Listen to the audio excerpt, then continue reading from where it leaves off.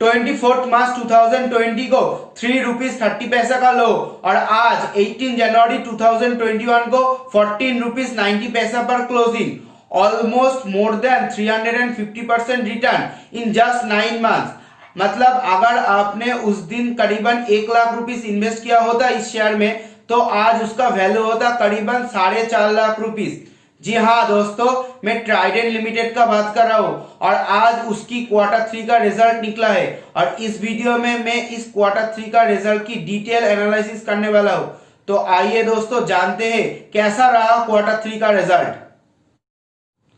इसका consolidated income from operation है 1303 crore rupees, जो इसका कोर रेवेन्यू है और ये 11% ऑफ है quarter on quarter basis and 20.4% off है year on year basis. And इसकी टोटल इनकम है 1308 करोड़ रुपीस, जो 11.12% ऑफ है quarter on quarter basis and 19.92% off है ईयर ऑन ईयर बेसिस। इस क्वार्टर में टोटल एक्सपेंस है 1157.7 करोड़ रुपीस, जो 11.42% ऑफ है quarter on quarter basis and 10.62% off है ईयर ऑन ईयर बेसिस। मगर इसमें एक अच्छी चीज भी है, उनका इंटरेस्ट एक्सपेंस जो होता था वो घट चुका है।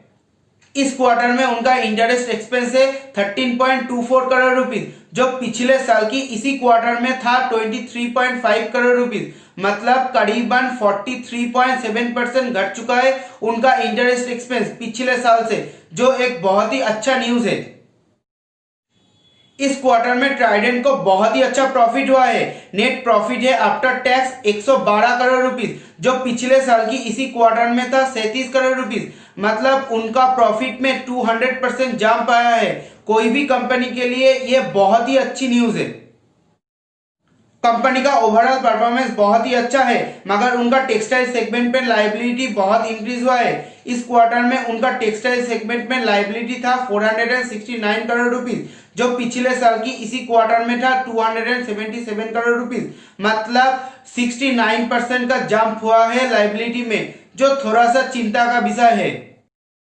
प्रोमोटर ने अपना होल्डिंग इंक्रीज किया है 71.84% से 73.02%, जो एक बहुत ही अच्छी न्यूज है रिटेल इन्वेस्टर्स के लिए।